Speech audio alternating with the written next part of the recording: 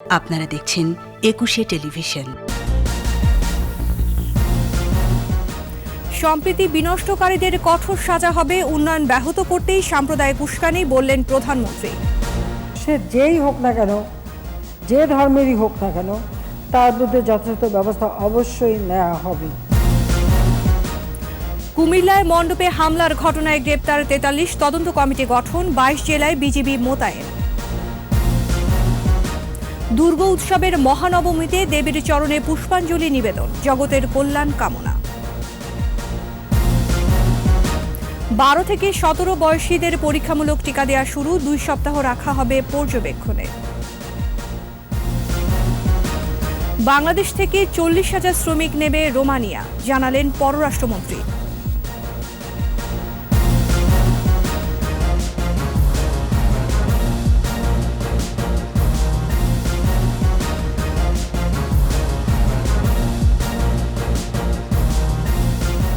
শুনছিলেন first security ইসলামী bank limited সংবাদ শিরোনাম। আমন্ত্রণ রাত ১১টার একুশে সংবাদে, সাথে আছি আমি আশা সামিনা। দর্শক, একুশে টেলিভিশনের সংবাদ একই সাথে সরাসরি দেখতে পাবেন আমাদের ফেসবুক পেজ www.facebook.com/eকুশে24 অনলাইনে। এছাড়া সংবাদে আরও থাকছে: খাদ্যের স্বয়ংসম্পূর্ণতা অর্জনে ৬ শতাধিক ফসলের জাত উদ্ভাবন, নিয়মিত পরিচর্যায় কৃষি গবেষণা ইনস্টিটিউট।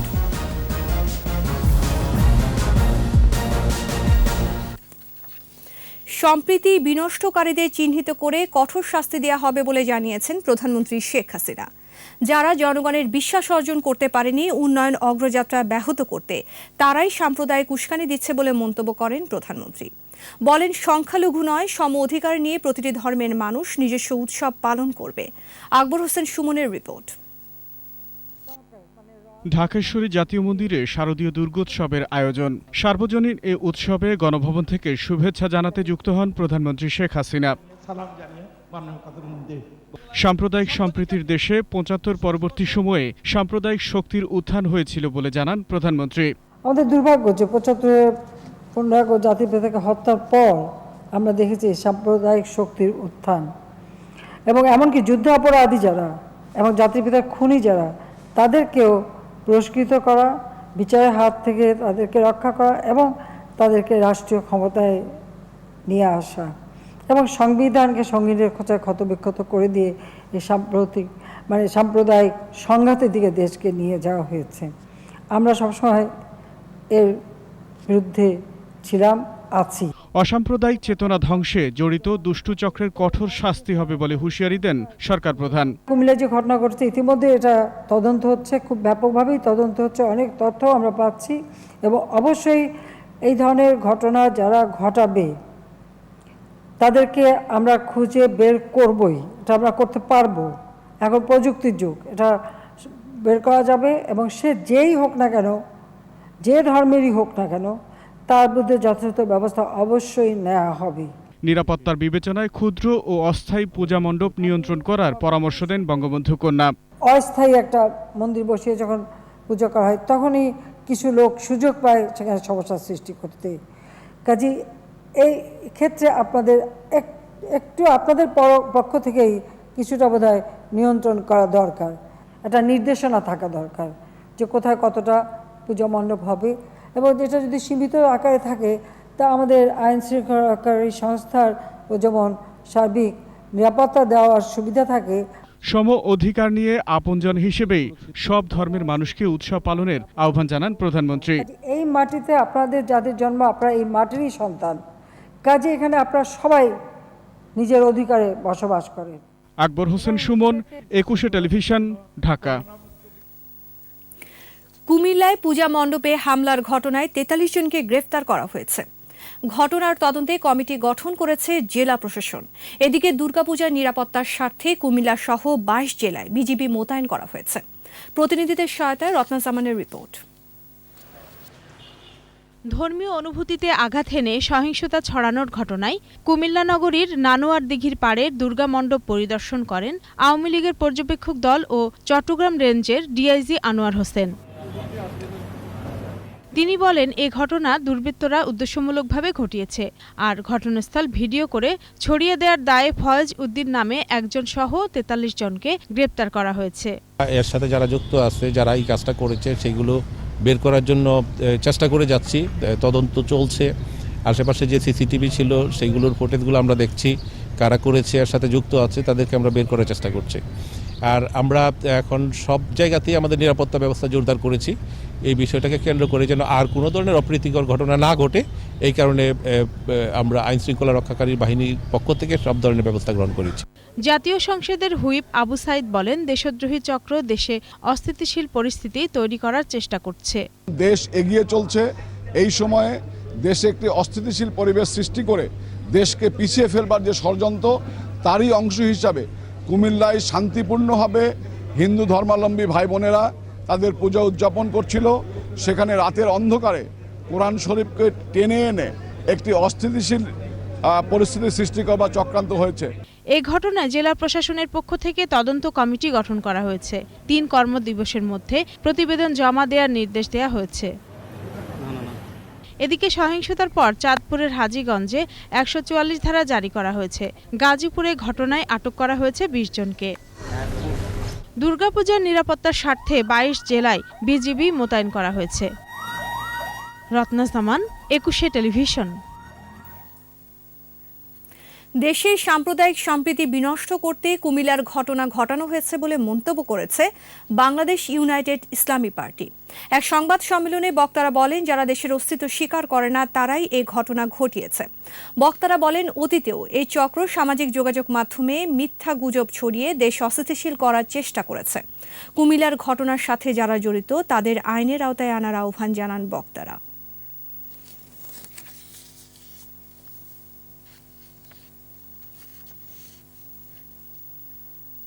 চারপাশে যখন হিংসা বিদ্বেষে বন্দী মানুষের সম্পর্ক, তখন ধর্মীয় সম্প্রীতির উদাহরণ তৈরি করেছেন আগারগাঁওয়ের 2 সম্প্রদায়ের মানুষ।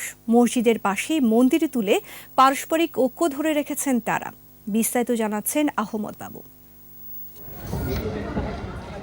আগারগাঁও তালতলায় পরিকল্পনা মন্ত্রণালয়ের আবাসিক কমপ্লেক্স জামে মসজিদ। এর 10 ফুট দূরত্বে রাধাকৃষ্ণ মন্দিরে প্রতি বছর হচ্ছে দুর্গাপূজা। মসজিদে যখন নামাজ আদায় করছেন মুসল্লিরা, তখন বন্ধ থাকছে ঢাকের বাদ্য। নামাজ শেষে মুসলিমরা খোঁজ নেন হিন্দুদের, বিনিময় করেন ভাব ভালোবাসা। কেউ আবার যোগ দিচ্ছেন মসজিদ সংলগ্ন দুর্গা উৎসবে। মুসল্লিরা বলছেন, ধর্মটা ব্যক্তিগত কিন্তু উৎসব সর্বজনীন। মন্দির আর এখানে মসজিদ, এত সুন্দর সহাবস্থান আমি অন্য কোথাও আছে কিনা আমি জানি না। কারোর সাথে কারো সাংঘর্ষিক কিছু আমাদের নাই। একে অপরের ধর্মের প্রতি শ্রদ্ধাবোধের কারণে পূজা কিংবা নামাজ আদায়ে কারো অসুবিধা হচ্ছে না। তাদের ধর্মীয় উৎসব পালন করছে। আমরা আমাদের নিয়মিত যে কার্যক্রমগুলো আছে, নামাজ, 5 ওয়াক্ত নামাজ, আমরা আমাদের নিয়ম অনুযায়ী আমরা করছি। মুসলিমদের সঙ্গে মিলেমিশে ধর্ম পালনকে সম্প্রীতির অনন্য উদাহরণ হিসাবে মনে করেন সনাতন ধর্মাবলম্বীরা। তাদের প্রার্থনার সময়টা আমরা আমাদের কাছে নোটিশ বোর্ডে লেখা আছে, ওই সময়টা যেমন আমরা নীরব প্রার্থনাগুলো করি। ভবিষ্যতে যাতে আমরা ধর্মীয় গোলামির ভিতর আবদ্ধ না থাকি, ধর্ম বর্ণ নির্বিশেষে সবাই মানুষ, হিন্দু মুসলিম সবাই আমরা একত্রে মিলিত হয়ে এবং প্রত্যেকটা শুধু দুর্গাপূজায় নয়, প্রত্যেকটা অনুষ্ঠানই আমরা উদযাপন করি। হিংসা আর সাম্প্রদায়িকতার ঘোলা জলে গা না ভিজিয়ে ভবিষ্যতেও পরস্পরের প্রতি শ্রদ্ধা ও সম্প্রীতি বজায় রাখার প্রত্যয় জানান 2 ধর্মের মানুষ। আহমদ বাবু, একুশে টেলিভিশন, ঢাকা। শারদীয় দুর্গা উৎসবের মহানবমী যজ্ঞে আহুতি দেয়া হয় এই দিনে। নবমী তিথিতে দেবী দুর্গা সকল দেবতা থেকে পাওয়া অস্ত্রে সজ্জিত হন। দেবীর চরণে পুষ্পাঞ্জলি নিবেদন করে জগতের কল্যাণ কামনা করেন ভক্তরা। মুজিবুর রহমানের ক্যামেরায় স্মৃতিমণ্ডলের রিপোর্ট।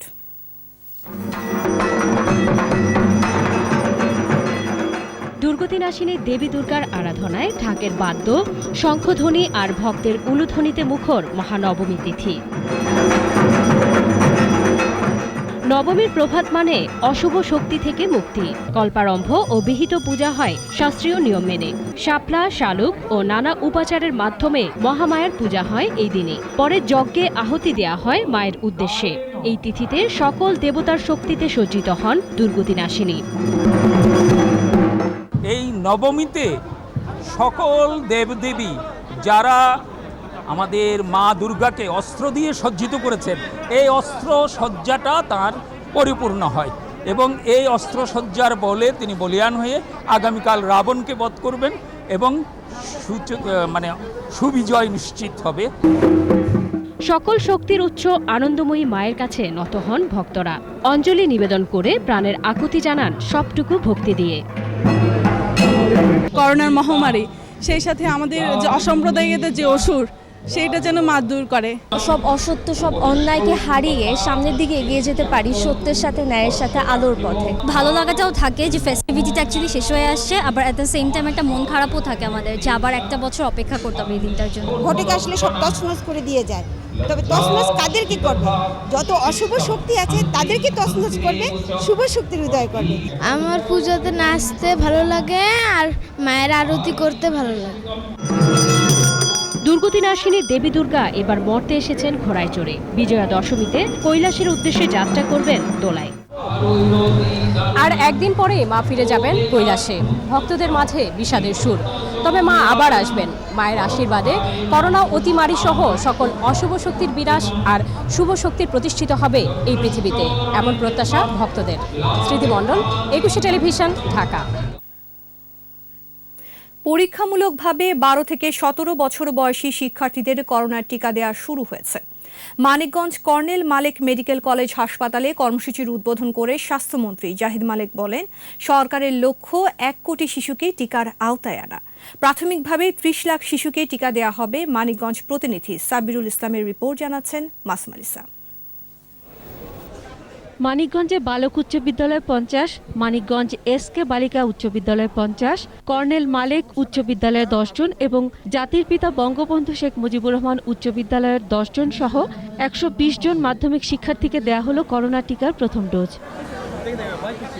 কর্মসূচির উদ্বোধন করে স্বাস্থ্যমন্ত্রী বলেন, 60 লাখ ডোজ টিকা মজুত আছে, তাতে 30 লাখ শিশুকে টিকার আওতায় আনা যাবে। প্রধানমন্ত্রী শেখ হাসিনার স্বপ্ন ছিল যে বাংলাদেশের প্রতিটি মানুষকে টিকা দেওয়া।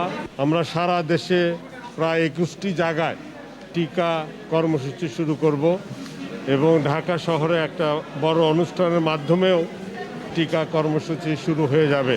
প্রাথমিকভাবে প্রায় 30 লক্ষ ছেলে মেয়েদেরকে টিকা দিব। প্রথমবার টিকা দিতে পেরে উচ্ছ্বাস প্রকাশ করেছে শিক্ষার্থীরা। টিকা নেওয়ার আগে গতকাল পর্যন্ত আমি একটু ভয়ে ছিলাম যে কেমন হবে বা কিরকম লাগবে। টিকা নিয়েছি, খারাপ লাগছে না। এখন আমরা ঠিকঠাক ক্লাস করতে পারবো আর চাই সবাই যেন এই টিকা গ্রহণ করে। টিকা নিয়েছি, এর জন্য মাননীয় প্রধানমন্ত্রীকে আমার ধন্যবাদ জানাচ্ছি। টিকা নেওয়ার পর মনে সব ভয় দূর হয়ে গেছে। প্রাথমিকভাবে টিকা দেওয়া শিক্ষার্থীদের 10 থেকে 14 দিন পর্যন্ত পর্যবেক্ষণে রাখা হবে। মাসমালিসা, একুশে টেলিভিশন। করোনায় 24 ঘন্টায় মারা গেছে 7 জন। শনাক্ত সংখ্যা এবং হারও আগের দিনের চেয়ে কমেছে। স্বাস্থ্য অধিদপ্তরের তথ্য অনুযায়ী 24 ঘন্টায় 21,568 নমুনা পরীক্ষায় শনাক্ত 466 জন। এ পর্যন্ত মোট শনাক্ত 15,64,485 জন। অন্যদিকে মারা যাওয়া 7 জনের মধ্যে 3 জন ঢাকায়, 2 জন চট্টগ্রামে এবং খুলনা ও বরিশালে 1 জন করে। এ পর্যন্ত মোট মারা গেছে 27,737 জন। মৃত্যুর হার আগের দিনের মতো 1.77% থাকলেও সংক্রমণ হার 0.18% কমেছে।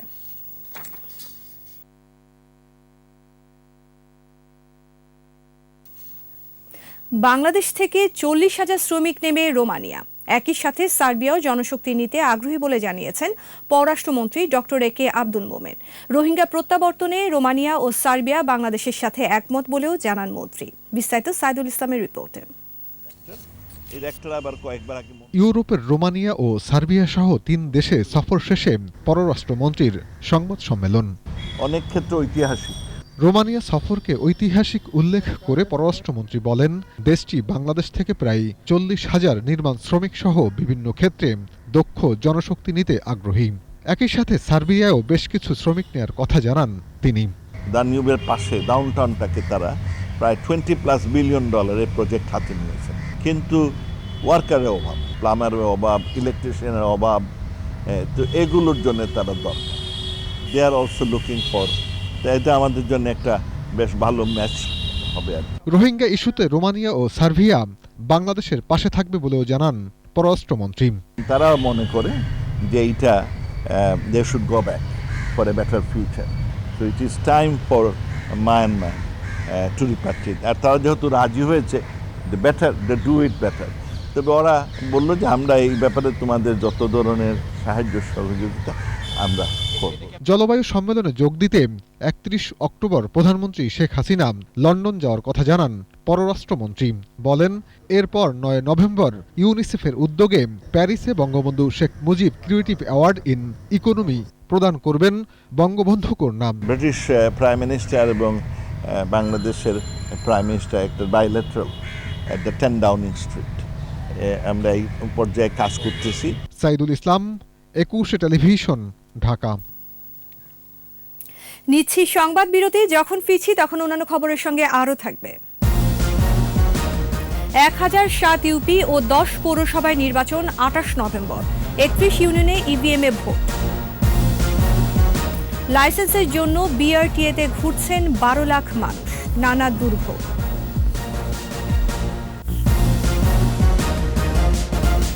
আবারও আমন্ত্রণ রাত 11টার 21 সংবাদে। সাম্প্রদায়িক উস্কানির বিরুদ্ধে সচেতন থাকার আহ্বান জানিয়েছেন আওয়ামী লীগ সাধারণ সম্পাদক ওবায়দুল কাদের। কুমিল্লায় মন্দিরে হামলা রাজনৈতিক উদ্দেশ্য প্রণোদিত বলে মন্তব্য করেছেন তথ্য ও সম্প্রচার মন্ত্রী ডক্টর হাসান মাহমুদ। আর স্বরাষ্ট্রমন্ত্রী আসাদুজ্জামান খান কামাল বলেছেন, যারা গুজব ছড়াচ্ছে তাদের আইনের আওতায় আনা হবে। মাহমুদ হাসানের রিপোর্ট। রাজধানীর রামকৃষ্ণ মিশনে পূজা মণ্ডপ পরিদর্শন করেন আওয়ামী লীগ সাধারণ সম্পাদক ওবায়দুল কাদের। পরে কুমিল্লায় পূজা মণ্ডপে হামলার বিষয় বলেন, দেশের উন্নয়নে একটি মহলের গাত্রদাহ হচ্ছে, তারাই এই অপকৌশল চালাচ্ছে। জাতীয় নির্বাচনকে সামনে রেখে এ অশুভ অপশক্তি, উগ্র সাম্প্রদায়িক গোষ্ঠী, এরাই আজকে কুমিল্লার ঘটনা সহ এইসব ঘটনার সাথে জড়িত। এদিকে সচিবালয়ে কুমিল্লার হামলার প্রসঙ্গে কথা বলেন তথ্য ও সম্প্রচার মন্ত্রী ডক্টর হাসান মাহমুদ। বলেন, এই হামলা রাজনৈতিক উদ্দেশ্য প্রণোদিত।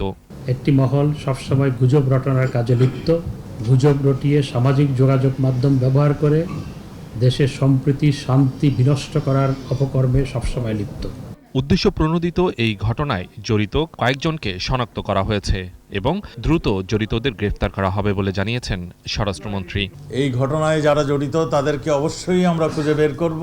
কয়েকজনকে আমরা চিহ্নিত করেছি, খুব শীঘ্রই তাদেরকে আমরা অ্যারেস্ট করতে সক্ষম হব। কুষ্টিয়ায় আওয়ামী লীগ যুগ্ম সাধারণ সম্পাদক মাহবুবুল আলম হানিফ বলেছেন, যারা দেশকে অস্থিতিশীল করতে চায় তাদের কঠোর হাতে দমন করা হবে। বিএনপি জামাত জোট এদেরই ইন্ধনে এই ঘটনা ঘটানো হয়েছে এবং এই ঘটনা ঘটিয়েই কিন্তু সারা বাংলাদেশে যারা চেষ্টা করছে যে একটা উস্কানিমূলক দিয়ে সমাজের মধ্যে বিশৃঙ্খল পরিস্থিতি সৃষ্টি করতে।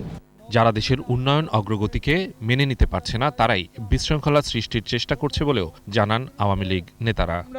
কঠোর অবস্থানে থাকব। Mahmud Hasan, 21 television, Dhaka.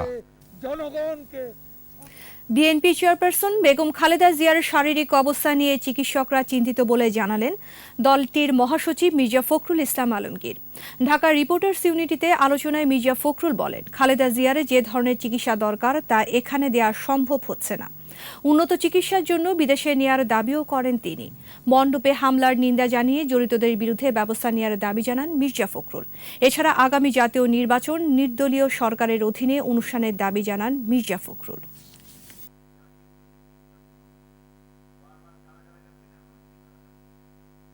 Search committee মানেই তো হচ্ছে যে তুমি যে লোকগুলোকে দিয়ে দিবা তোমার পছন্দ মতো, সেই লোকগুলোই তো সেই নির্বাচন কমিশন গঠন করবে। নির্বাচন খেলা আর হবে না। সত্যিকার অর্থেই একটা নিরপেক্ষ নির্বাচন যদি হয় তাহলে আগে সরকারকে সরে যেতে হবে, পদত্যাগ করতে হবে, একটা নিরপেক্ষ সরকারের হাতে ক্ষমতা হস্তান্তর করতে হবে এবং সেই নির্বাচনের ব্যবস্থা করতে হবে, পার্লামেন্ট গঠন করতে হবে। তৃতীয় ধাপে 10 পৌরসভা ও 1060টি ইউনিয়ন পরিষদে ভোট 28 নভেম্বর। 10 পৌরসভার সবকটিতে এবং 31টি ইউনিয়ন পরিষদে ভোট হবে ইভিএমে। মফিউর রহমানের রিপোর্ট। তৃতীয় ধাপে নির্বাচনের তফসিল ঘোষণা করেছে নির্বাচন কমিশন। ইসি বৈঠক শেষে সাংবাদিকদের তফসিল বিষয়ে বিস্তারিত জানান নির্বাচন কমিশন সচিব। 28 নভেম্বর ভোট হবে 1060টি ইউনিয়ন পরিষদ ও 10 জেলার 10 পৌরসভায়। ইসি সচিব জানান, মনোনয়নপত্র দাখিলের শেষ তারিখ 2 নভেম্বর, মনোনয়নপত্র বাছাই 4 নভেম্বর, প্রার্থিতা প্রত্যাহারের শেষ তারিখ 11 নভেম্বর। মনোনয়নপত্র দাখিলের শেষ তারিখ 2 নভেম্বর 2021, মনোনয়নপত্র বাছাইয়ের তারিখ 4 নভেম্বর 2021, প্রার্থিতা প্রত্যাহারের শেষ তারিখ 11 নভেম্বর 2021 এবং ভোট গ্রহণের তারিখ 28 নভেম্বর 2021। 10টি পৌরসভার ক্ষেত্রেও একই তফসিল নির্ধারণ করা হয়েছে। সবগুলো পৌরসভা সহ যে সকল ইউনিয়নে এখন পর্যন্ত ইভিএম ব্যবহার হয়নি, সেখানে ইভিএমে ভোট গ্রহণ করা হবে। 10টি পৌরসভার প্রত্যেকটি ভোট কেন্দ্রেই ইভিএমের মাধ্যমে ভোট গ্রহণ করা হবে। যে সকল জায়গায় ইতোমধ্যে আমাদের ইভিএম খুব কম ব্যবহৃত হয়েছে, অর্থাৎ জনগণকে ইভিএমের সাথে পরিচিত করানোর জন্য এই ধরনের ইউনিয়ন পরিষদগুলোকেই নির্বাচন করা হয়েছে। নির্বাচনের কারণে স্কুলের বার্ষিক পরীক্ষায় কোনো সমস্যা হবে না বলেও জানান তিনি। মাননীয় কমিশন এটি বলেছেন যে রিটার্নিং অফিসার ওই রিপোর্টটি দেওয়ার জন্য। মফিউর রহমান, 21 টেলিভিশন, ঢাকা। ভাসানচরে রোহিঙ্গা স্থানান্তর সফল হচ্ছে, তবে মিয়ানমারের সামরিক জান্তা সরকারের কারণে প্রত্যাবাসন প্রক্রিয়া অনেকটাই অনিশ্চিত হয়ে উঠেছে বলে জানিয়েছেন বাংলাদেশে নিযুক্ত জাপানের রাষ্ট্রদূত নাওকি ইতো। রাজধানীতে এক অনুষ্ঠানে বাংলাদেশে জাপানি বিনিয়োগ ও সহায়তা আরও বাড়বে বলেও জানান তিনি। মেহেদী হাসানের রিপোর্ট। জাতীয় প্রেস ক্লাবে কূটনৈতিক সংবাদদাতাদের সংগঠন ডিক্যাবের সাথে জাপানের রাষ্ট্রদূতের মতবিনিময়। জাপান এবং বাংলাদেশের জাপান বাংলাদেশের 5 দশকের সম্পর্কের কথা তুলে ধরে তিনি বলেন, রোহিঙ্গা প্রত্যাবাসনে আন্তর্জাতিক চাপ অব্যাহত রাখা জরুরি, তবে সে দেশে সামরিক অভ্যুত্থান সবকিছুই অনিশ্চিত করে তুলেছে।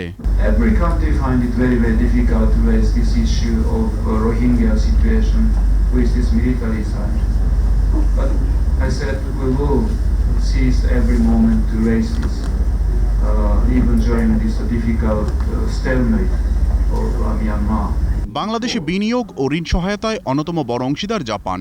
আগামীতে এক্ষেত্রে আরও বড় সম্ভাবনা আছে উল্লেখ করে বিনিয়োগের পরিবেশ উন্নয়নে জোর দেওয়ার আহ্বান রাষ্ট্রদূতের।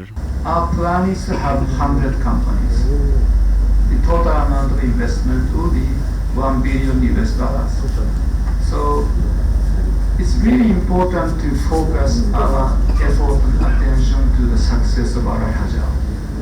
Then, what can bring success to Arai Hajao? You really need to improve investment climate. Japan বাংলাদেশকে এরই মধ্যে 30 লাখ টাকা অনুদান দিয়েছে। নভেম্বরে আরও টাকা পাঠানোর কথাও জানান জাপানের রাষ্ট্রদূত। মেহেদী হাসান, 21 টেলিভিশন, ঢাকা। 3 বছর বন্ধ থাকার পর চালু হলেও নতুন ড্রাইভিং লাইসেন্স প্রদানে নেই গতি, আর এখনও বন্ধ নবায়ন। লাইসেন্সের জন্য বিআরটিএ কার্যালয়ে ঘুরছেন প্রায় 12 লাখ মানুষ। এরই মধ্যে নতুন ভোগান্তির সৃষ্টি করছে চুক্তিবদ্ধ মাদ্রাজ সিকিউরিটিস ফিঙ্গারপ্রিন্টে ঘুরতে হয় দিনের পর দিন। তবে আগামী 6 মাসের মধ্যে জমে থাকা লাইসেন্স দিতে চায় কর্তৃপক্ষ। ড্রাইভিং লাইসেন্সের ভোগান্তির চিত্র নিয়ে বিস্তারিত জানাচ্ছেন সাইদুল ইসলাম। আমার এটা 2018 তে রেনু করতে দিছি। ভোলার গাড়ি চালক মোহাম্মদ জাহিদ হোসেন 2018 সালের নভেম্বরে লাইসেন্স পাওয়ার কথা। ঘুরছেন প্রায় 3 বছর। এর মধ্যে অন্তত 4 বার ঢাকা এসেছেন। কবে লাইসেন্স পাবেন জানা নেই। লাইসেন্স পেলেও মেয়াদ পাবেন মাত্র 2 বছর। একা একা করতে যাবেন, তাদের এই সমস্যা দেখাবে, দালালের মাধ্যমে যাবেন, সব সাইড। প্রায় 12 লাখ মানুষ এভাবেই ঘুরছেন বছরের পর বছর। আমি শুরু করছি 2019-এর ডিসেম্বরে, তারপর হইতেছে 2020-এ অক্টোবরে দিছে, তারপরে 2021-এর সেপ্টেম্বরে দিছে, এখন দিছে 2022-এ এপ্রিলে। কাটা নাই না? না, বিভিন্ন জায়গায় গেলে শুধু হয়রানি, এই জায়গায় যান ওই জায়গায় যান, দালাল ছাড়া কোনো কাজ হয় না। লাইসেন্স পাওয়ার উপর নির্ভর করছে অনেকের চাকরি। পেশায় যারা গাড়ি চালক তারা আছেন ভীষণ বিপাকে। ইন্টারভিউ দিতে গেলে বলে কাট লাগবে, এখন আমরা কার্ড পাইতেছি না, চাকরিও পাইতেছি না। নিজে করার মতো কোনো প্রসেস নাই এই জায়গায় দালাল ছাড়া, তো দালালের মধ্যে আমার 13,000 টাকা গেছে। ভাড়া করা অফিসে আরও বিপত্তি। ড্রাইভিং পরীক্ষার জন্য মিরপুরে পর্যাপ্ত জায়গা নেই। লাইসেন্সের জন্য পরীক্ষা দিতে হয় জোয়ার সাহারাই। পরীক্ষা দিতে অতিরিক্ত 300 টাকা দিতে হয় পরীক্ষার্থীদের। সবাই একটা কর্মসংস্থান খুঁজতেছি এরকমই, তো এদের জন্য 300 টাকা অনেক কিছু। লাইসেন্স দেয়া নিয়ে টাইগার আইটির জটিলতার পর নতুন করে চুক্তি হয়েছে মাদ্রাজ সিকিউরিটিজের সাথে। ভোর রাতে ফিঙ্গারপ্রিন্টের জন্য লাইনে দাঁড়িয়েছিলেন। অন্তত 6 ঘন্টা পর যখন তাকে ডাকা হলো তখন বলা হয়েছে তার ফাইল আসেনি। এখানে তো কালকে ফাইলও ছিল আমার, এখন আজকে আসলাম, আজকে এনারা বলতেছে ফাইল নেই, ফাইল তো ফেরত গেছে অফিসে। সার্টিফিকেট তো অরিজিনাল, কিন্তু ওরা বলতে সার্টিফিকেট ডুপ্লিকেট। 3টা ডেট আমাকে তারা দিছে, আবার ডেট চেঞ্জ করে আবার ফাইল এখানে আনতে আমার মনে খরচ লাগবে 1,500 টাকা। তাই আমার কাজটা একটু করে দিয়ে বাইরে যান, উনি বলতেছে লাঞ্চে যাব, 2 ঘন্টা বসায় রাখছে। আগামী 6 মাসের মধ্যে সমস্যা সমাধানের আশ্বাস দিয়েছে বিআরটিএ। ম্যাক্সিমাম 6 মাসের মধ্যে তারা সমস্ত পেন্ডিং কাজ উঠাই দেবে। আর নতুন যেগুলো আমরা লাইসেন্স যেটা দিচ্ছি সেটাতে তো কোনো সমস্যা নাই, সেটা আমরা ডিউ টাইমে দিয়ে দিচ্ছি। তাহলে আপনি যে সমস্যার কথা বলছেন এটা থাকবে না। সাইদুল ইসলাম, 21 টেলিভিশন, ঢাকা। এবার আমাদের বিশেষ আয়োজন আমার বাংলা।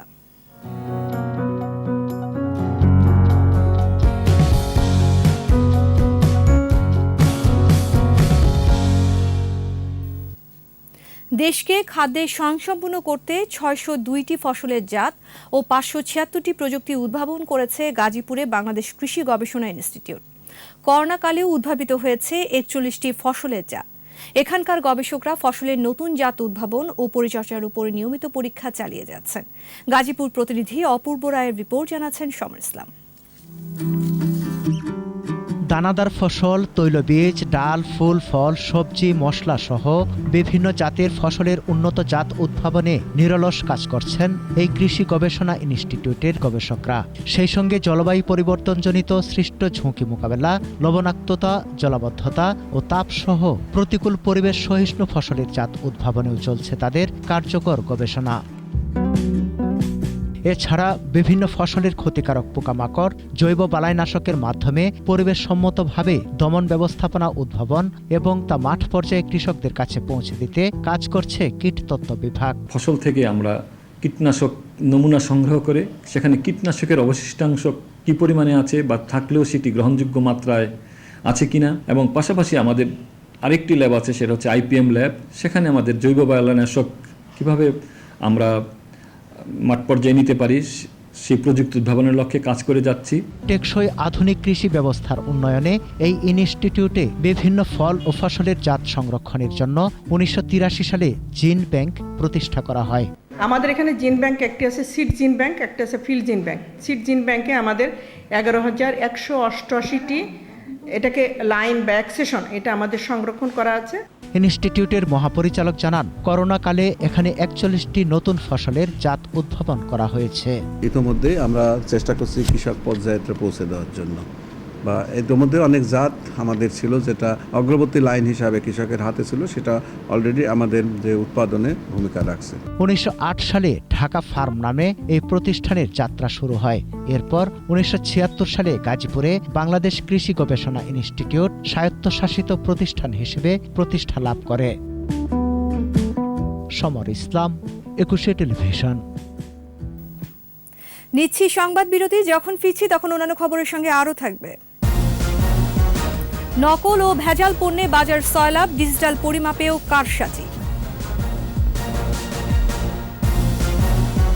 করোনার উৎস সন্ধানে এবার তদন্তে 26 দেশের বিশেষজ্ঞ দল, চীনের বিরুদ্ধে তথ্য গোপনের অভিযোগ।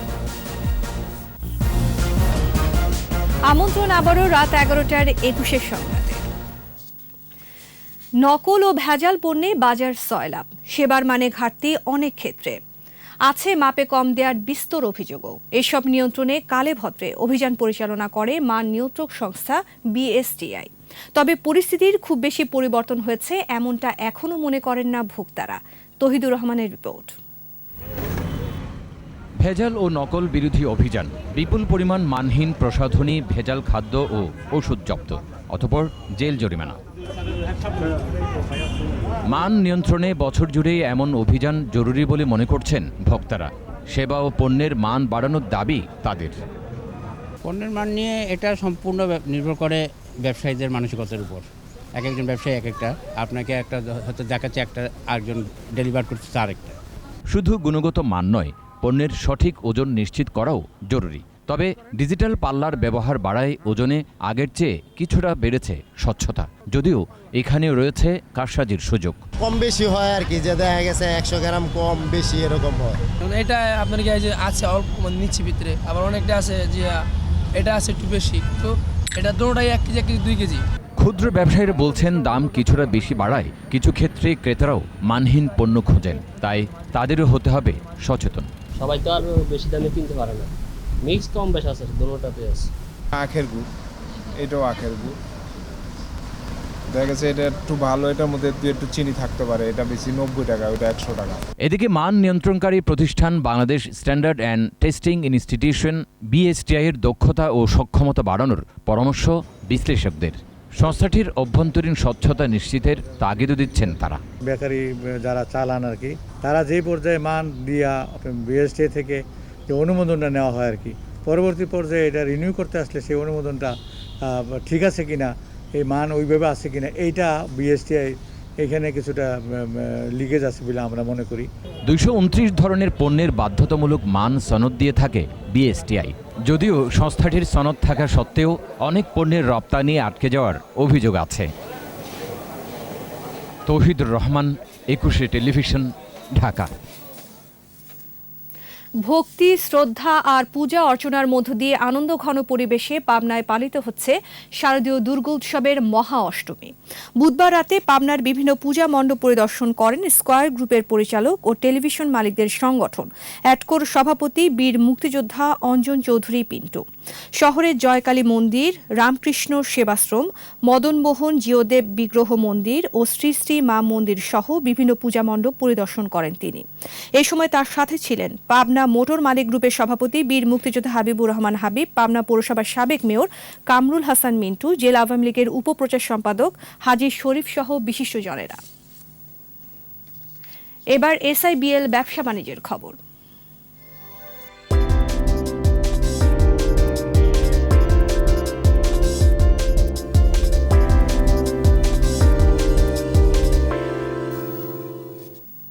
গাজীপুরের বাদা কলেমেশ্বরের লাবিং ডাইং ফ্যাক্টরিতে নতুন শিল্প কমপ্লেক্স উদ্বোধন করা হয়েছে। উদ্বোধনী অনুষ্ঠানে প্রধান অতিথি ছিলেন লাবিব গ্রুপের চেয়ারম্যান সালাউদ্দিন আলমগীরের মা সালমা বেগম। এছাড়া অনুষ্ঠানে উপস্থিত ছিলেন লাবিব গ্রুপের chairman Salauddin Alamgir CIP, vice chairman Mrs Sultana Jahan CIP ও অ্যাডভাইজর ব্রিগেডিয়ার জেনারেল অবসরপ্রাপ্ত হাবিবুর রহমান কামাল সহ কর্মকর্তারা। ব্রিগেডিয়ার জেনারেল কামালের নামানুসারে কমপ্লেক্সের নামকরণ করা হয় কামাল কমপ্লেক্স।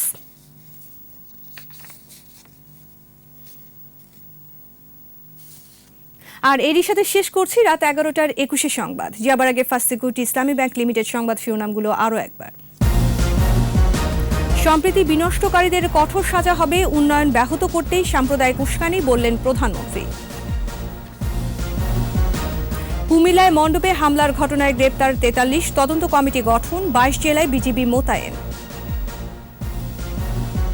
দুর্গা উৎসবের মহানবমীতে দেবীর চরণে পুষ্পাঞ্জলি নিবেদন, জগতের কল্যাণ কামনা। 12 থেকে 17 বয়সীদের পরীক্ষামূলক টিকা দেওয়া শুরু, 2 সপ্তাহ রাখা হবে পর্যবেক্ষণে। বাংলাদেশ থেকে 40,000 শ্রমিক নেবে রোমানিয়া, জানালেন পররাষ্ট্রমন্ত্রী।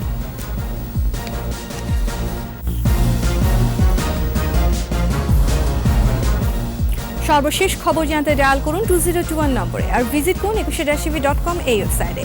এছাড়া ফেসবুকে লগ ইন করতে পারেন facebook.com/2124 অনলাইনে। আমাদের পরের সংবাদ রাত 1টায় দেখার আমন্ত্রণ রইল। স্বাস্থ্যবিধি মেনে চলুন, সুস্থ থাকুন, ধন্যবাদ।